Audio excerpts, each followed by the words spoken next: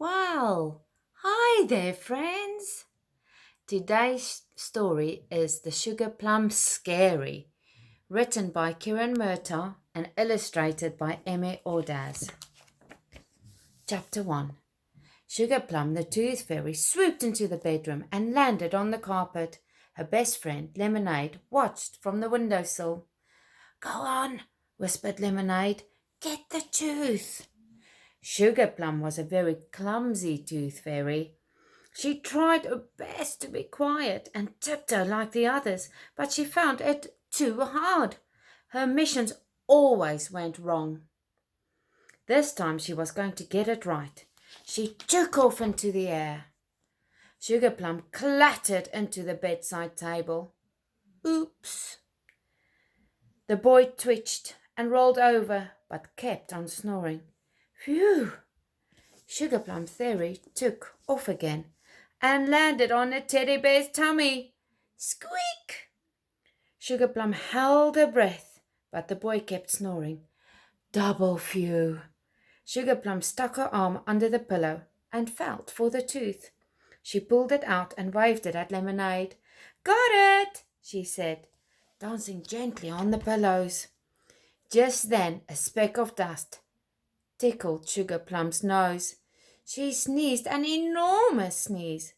The boy's eyes popped open and he screamed in surprise. Ah! Sugar Plum dropped the tooth and flew out of the window. Lemonade followed. They didn't look back. Was that better than last time? Asked Sugar Plum. Lemonade shook his head. It was worse, he thought. Chapter 2. That was a disaster, said Bottle Top, leader of the Tooth Fairies, as Lemonade explained what had happened.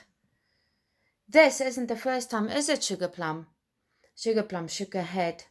There was the time you dropped the tooth down the drain, the time you crash-landed out of a cat flap, and the time you scared a girl so much she ran into a wardrobe without opening it first. Next time I'll be better, said Sugar Plum.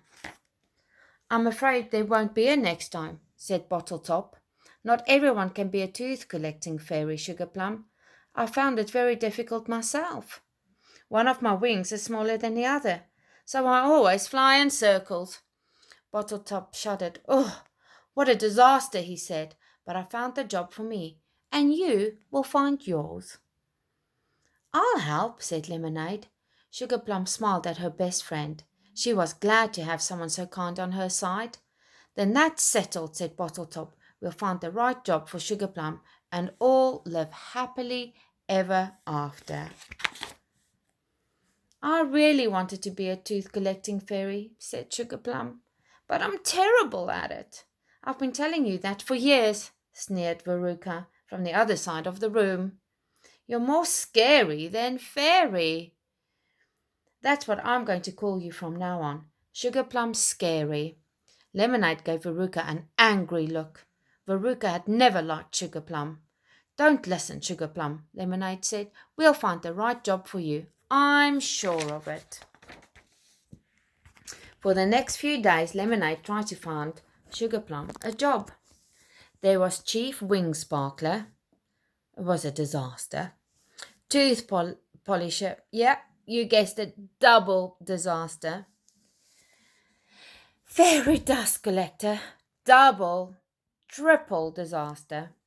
By the end of the week, Sugar Plum was more upset than ever. None of her new jobs had worked out. The next morning, Lemonade watched as Sugar Plum packed all of her things into a nutshell case. Where are you going to go? Asked Lemonade. Sugar Plum shrugged. I don't know, she said, but there aren't any jobs I can do here. Suddenly a cry filled the air. It was coming from the throne. Ah! The two fairies raced to see what had happened. When they arrived, they found Bottle Top flapping around in circles and Veruca trying to calm him down. They've all gone, whimpered Bottle Top. What's all gone? Asked Sugar Plum. Bottle Top led the fairies down a staircase to a safe. It was where the fairies kept their coins. They needed those coins to swap for teeth. The safe was empty. Our coins, spluttered Bottletop. They gone. Bottletop was very worried. If we don't have coins, we can't collect any teeth, he said. And if we can't collect any teeth, what will happen then? There must be more coins somewhere, said Lemonade. Well, there is a super secret store, said Bottletop, pulling open a picture to reveal another safe. But that's only for emergencies. This is an emergency, said Lemonade. But what if the robbers come back? Asked Bottletop. I'll stand guard, said Sugar Plum bravely. Veruca laughed. No, you won't, she said.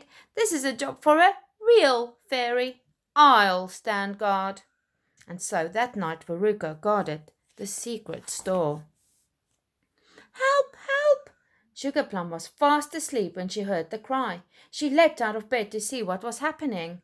As she flew down the corridor, Lemonade burst out of his room. They dashed to the throne room. Robbers, hide! Veruca was racing the other way. Lemonade, quick, we need to stop them, said Sugar Plum, and bravely the two friends flew down the staircase. It was dark and shadows flickered on the wall. Who's there? Said Sugar Plum, her voice quivering with fear. Go away, said a gruff voice. Sugar Plum marched on bravely. She turned a corner and gasped at what she saw. A troll was putting the fairy's coins into a sack. Stop that, said Sugar Plum, or you'll be sorry. The troll laughed. I'm not scared of a pretty pinky twinkly fairy, he snarled. But I'm not a pretty pinky twinkly fairy, said Sugar Plum. I'm Sugar Plum Scary, the scariest fairy of them all. Just then a speck of dust landed on Sugar Plum's nose. Sugar Plum sneezed. The noise echoed all around. Achoo, achoo, achoo. The walls wobbled and the ground shook. The troll dropped his sack and ran from the room, hands over his ears. He never looked back.